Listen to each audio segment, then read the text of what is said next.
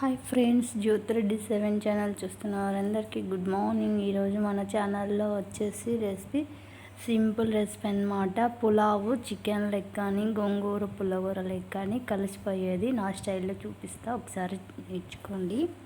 Simple recipe అన్నమాట. దానికి కావాల్సిన పదార్థాలు వచ్చేసి పుదీనా, కొత్తిమీర, ఆనియన్స్, టమోటాలు, పచ్చిమిర్చి ఇలా మొత్తం పొడవుగా కట్ చేసి పెట్టుకోవాలన్నమాట.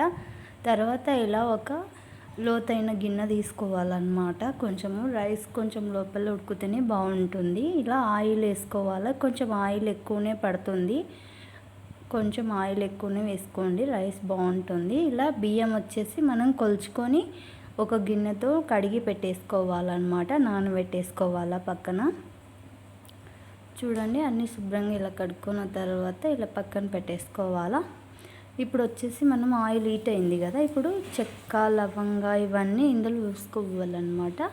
ఇప్పుడు మనం పచ్చిమిర్చి, ఆనియన్స్, టమోటా, పుదీనా, కొత్తిమీర ఇవన్నీ ఇందులో వేసేసి కొంచెం సాల్ట్ వేసేసి కలబెట్టి ఇప్పుడు మూత పెట్టేసుకుందాం. ఇది బాగా మగ్గాలన్నమాట మనకి.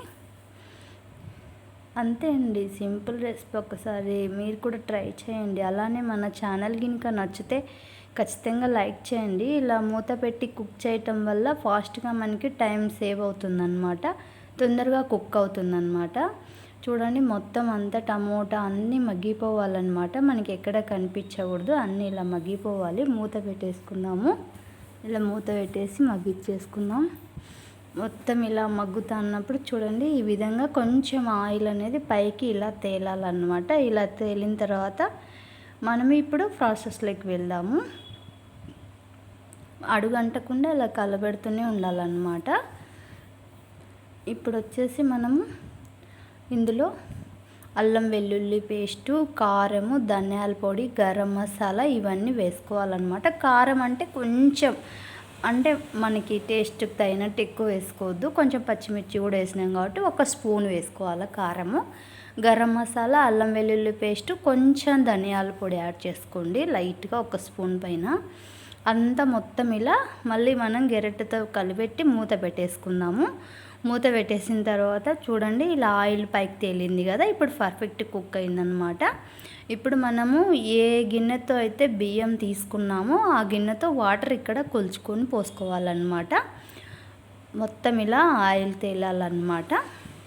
ఇప్పుడు ఒక గిన్నెకి 2 గిన్నెలు వాటర్ పోసుకుందాం. నేను ఈ గిన్నెతో రైస్ తీసుకున్నా కాబట్టి 2 గిన్నెలు నీళ్ళు పోసుకుంటున్నా. పర్ఫెక్ట్గా రైస్ పొల్లుగా కుక్ అవుతుందన్నమాట. రైస్కు తగినట్టు సాల్ట్ వేసుకోవాలి మనము.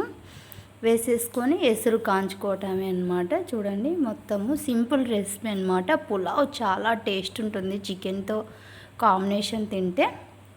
గోంగూర పుల్లగూర కానీ గుత్తి వంకాయ కర్రీ కానీ ఈ పులావ్ లెగ్ బాగుంటుంది. మీరు కూడా ఒకసారి ఖచ్చితంగా ట్రై చేయండి. చూడండి, ఇలా ఎసురు మసులుతుంది కదా. ఇప్పుడు బియ్యం మనం నానబెట్టేసి పెట్టేసుకున్నాం కదా, అవి ఇందులో మొత్తం వేసేసుకోవాలన్నమాట. నీళ్ళు వంపేసుకొని బియ్యం అన్నీ ఇలా వంపేసుకొని మొత్తం ఇందులో వేసేసి కలబెట్టేసుకొని మూత పెట్టేసుకోవటమే. చూడండి, మొత్తం ఇలా ఒకసారి గెరటతో ఈక్వల్గా కలబెట్టుకుంటే ఈక్వల్గా కుక్ అవుతుందన్నమాట. నీట్గా అంతా కుక్ అవుతుంది. మూత పెట్టేసి ఉడికిచ్చేసుకుందాము. మనకు మూత పెట్టేసి ఒక 20 మినిట్స్ చూద్దాము. చూడండి, ఇలా పర్ఫెక్ట్గా కుక్ అయింది కదా. ఇప్పుడు 5 నిమిషాలు మంట స్లో మీద మనం మగ్గనిచ్చుకుందాము. మగ్గితే అంతే, సింపుల్ రెసిపీ అన్నమాట. ఫాస్ట్గా మనకి తయారైపోతుంది. 5 నిమిషాలు పెట్టిన తర్వాత చూపిస్తాను మీకు. వావ్, చూడండి కరెక్ట్గా పులావ్ ఎంత బాగా కుక్ అయిందో చూస్తుంటే నోరు ఊరిపోతుంది కదా. చికెన్ కాంబినేషన్లో అయితే సూపర్గా ఉన్నిందండి. మీరు కూడా ఒకసారి ట్రై చేయండి. మన ఛానల్ నచ్చితే లైక్ చేయండి. అంతే ఫ్రెండ్స్, బాయ్.